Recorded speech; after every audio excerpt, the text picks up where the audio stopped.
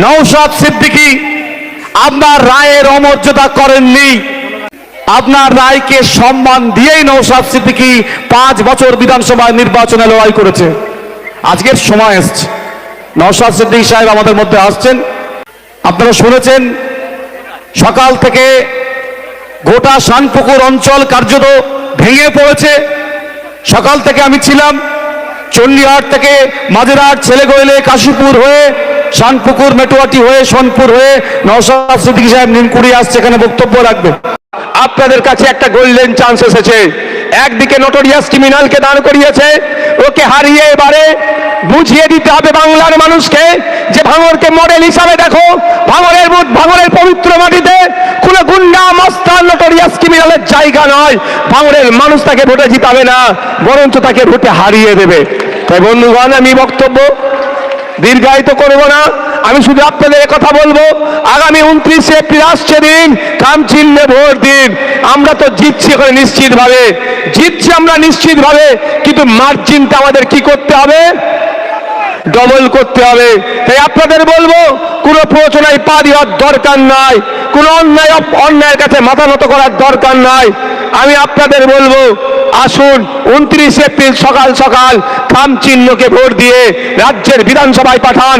যেভাবে 5 বছরের ধরে আপনাদের সাথে, আপনাদের পাশে থেকে আপনাদের সাথ দিয়েছি, সুবিধা অসুবিধাতে আপনার পাশে এসে দাঁড়িয়েছি, একইভাবে যদি মনে হয় আগামী 5 বছর আমাদের এই নওশাদ সিদ্দিকী আমাদের পাশে থাকুক, বিপদে আপদে সামনের সারিতে দাঁড়িয়ে মুখ চুপিয়ে লড়াই করুক, তাহলে মায়েদেরকে, বাপেদেরকে বলবো, আর অন্য কোনো জায়গায় হাত দেওয়ার দরকার নয়। ইভিএম মেশিনের সামনে গিয়ে আগে দেখবেন খাম চিহ্নটা কোথায় আছে, সেই চিহ্নটা আপনি বুটামটাকে প্রেস করে আমাকে বিপুল ভোটে জয়যুক্ত করুন। এই আশা করতে পারি তো নাকি আপনাদের কাছে? আশা করতে পারি তো? দূরে যারা আছেন একটু হাতটা তুলে রাখুন, দূরে যারা আছেন, মায়েরা আছেন, এ আশা তো করতে পারি নাকি? মায়েদেরকে বলতে পারে 1000-1200 টাকা লক্ষ্মীর ভান্ডার। মায়েদেরকে এতটুকু বলে যাচ্ছি, আমরা যদি ক্ষমতার মসনদে আসতে পারি, লেফট ফ্রন্ট আইএসএফ যদি ক্ষমতায় আসতে পারে, তাহলে অলরেডি আপনাদের বলে যাচ্ছি 1000-1200 নয়, কম করে মায়েরা যাতে মাস গেলে 5000-এর ব্যবস্থা হয়, তার ব্যবস্থা আমরা করব। তার পরিবর্তে একটু কাজও নেব। আজকে দেখুন ছেলেদের হাতে, শিক্ষিত বেকার ছেলেদের হাতে কাজ নাই, চাকরি নাই, সেই বেকারত্বের জ্বালায় যন্ত্রণায় ভুগছে। যুবশক্তি নামে 1500 টাকার প্রকল্প চালিয়ে মাস দিনে তার হাতে মাত্র 50 টাকা আসছে। আমি আপনাদের বলবো, যারা এখানে উপস্থিত আছেন, আপনার বাড়ির ছেলে মেয়েদের ভবিষ্যৎটার কথা ভাবুন। 1500 টাকায় আপনারা সীমাবদ্ধ থাকবেন না? 15 থেকে 22,000 টাকার কাজ আপনার বাড়ির ছেলেরা পাক, সেটার দিকে যাবেন। যদি মনে হয় 1500 নয়, আমার মাস গেলে কম করে ন্যূনতম 15 থেকে 22,000 টাকার কাজের ব্যবস্থার দরকার, তাহলে বাংলার মসনদে লেফট ফ্রন্ট আর আইএসএফ কে ক্ষমতায় নিয়ে আসুন। 1 ফ্যামিলি 1 জব, প্রতিটা বাড়ি থেকে আমরা একটা চাকরির ব্যবস্থা করব।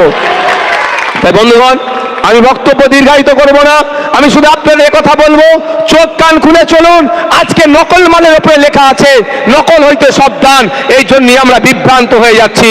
যে মমতা ব্যানার্জি বলেছিল আমার লাশের উপর দিয়ে এসআইআর হবে, সেই মমতা ব্যানার্জি এসআইআর নিয়ে প্রতিষ্ঠা বাংলায় করতে পারে, অন্যায় ভাবে সাংবাদিককে ধরে জেলের মধ্যে রাখছে তার সিআইডি পাঠিয়ে।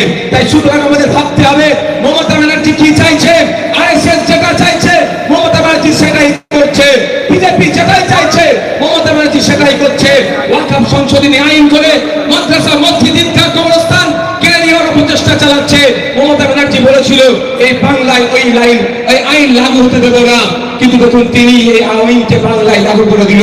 কিন্তু আপনার মসজিদ, মাদ্রাসা, ঈদগাহ, কবরস্থান এখনো যে সুরক্ষিত আছে, এতটুকু মাথায় রাখবেন। সে হরিফল হতে পারে, বাসন্তী হতে পারে, কাকদ্বীপ হতে পারে, কুলপি হতে পারে, কাশিয়া হতে পারে, দীঘা হতে পারে, যেখানে যেখানে মাদ্রাসা, মসজিদ, ঈদগাহ, কবরস্থান তথা ওয়াকফ সম্পত্তি সুরক্ষিত আছে, এতটাই মাথায় রাখবেন। ভাঙড়ের বিধায়কের করা মামলার জন্য সুরক্ষিত আছে। আমাদের মতো গুটি কয়েক মানুষ মামলা করেছিল বলে সুপ্রিম কোর্টে, এখন আপনার বাপদাদুর কবরটাতে ভুল বুঝার চলেনি, এটা মাথায় রাখবেন। আজ যে মমতা ব্যানার্জি নিয়ে শাসক দলের নেতারা বড় বড় কথা বলছে, সেই মমতা ব্যানার্জি বিজেপি নিয়ে আসা আইনের বিরুদ্ধে আমরা যখন রাস্তায় নেমেছিলাম, এই ভাঙড়ের মানুষ যখন রাস্তায় নেমেছিল, প্রায় 1000 অনেক মানুষের নামে মিথ্যা মামলা দিয়ে, আমার নামেও একাধিক মামলা দিয়ে এই আন্দোলনকে আটকাবার চেষ্টা করছিল।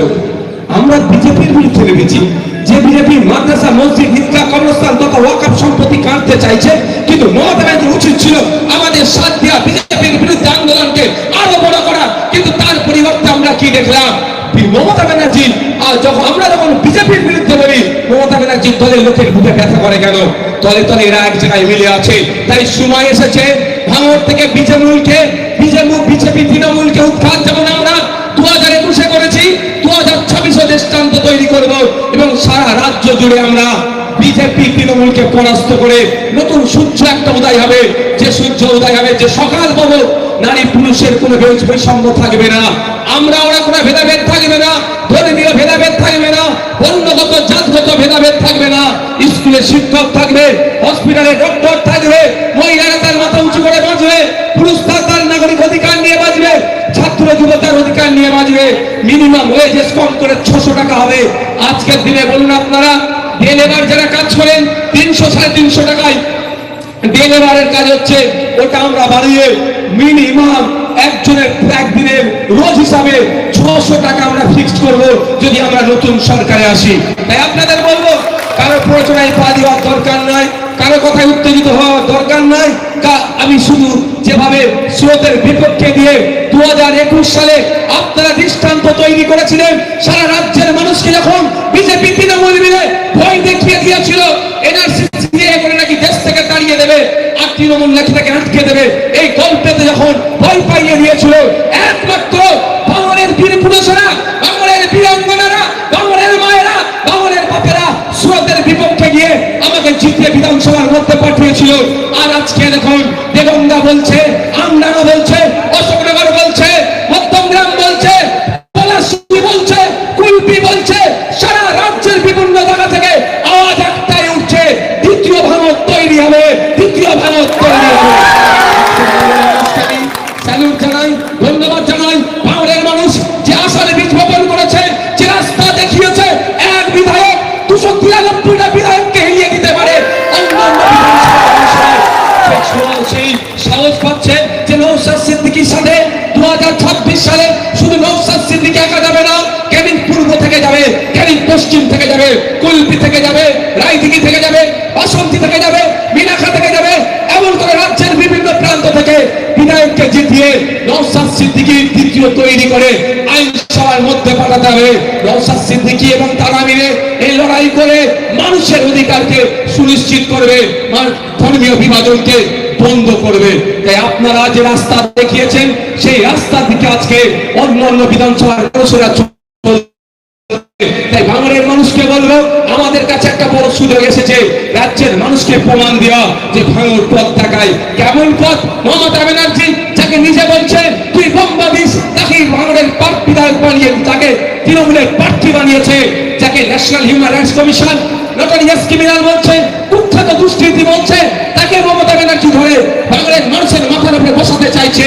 এখন ভাঙড়ের মানুষ আগামী 29 এপ্রিল এর জবাবটা দেবে, এর উত্তর দেবে, মমতা ব্যানার্জিকে দেবে, রাজ্যের মানুষের কাছে বার্তা দেবে। ভাঙড়ের পবিত্র ভূমিতে কোনো বোমবাদা লোকের ঠাঁই হবে না, ভাঙড়ের পবিত্র ভূমিতে ঠাঁই হবে না। এটা হবে তো নাকি ভাই? উত্তর দেবেন মায়েরা, উত্তর দিতে হবে তো নাকি? আমি আপনাদের বলবো, ভাঙড়ে যদি চিরকালের জন্য বোমগুলি, পিস্তল, মারামারি, হানাহানি বন্ধ করতে চান, আপনাদের কাছে একটা বড় সুযোগ এসেছে 2026। কারণ 2021 সালে আপনারা অর্ধেকটা ভাঙড় থেকে এই হিংসা, মারামারি, বিদ্বেষকে নষ্ট হয়েছে। আর অল্প কিছু আছে এদের রাজনৈতিক ভাবে, এদেরকে আমরা হারাতে পারলে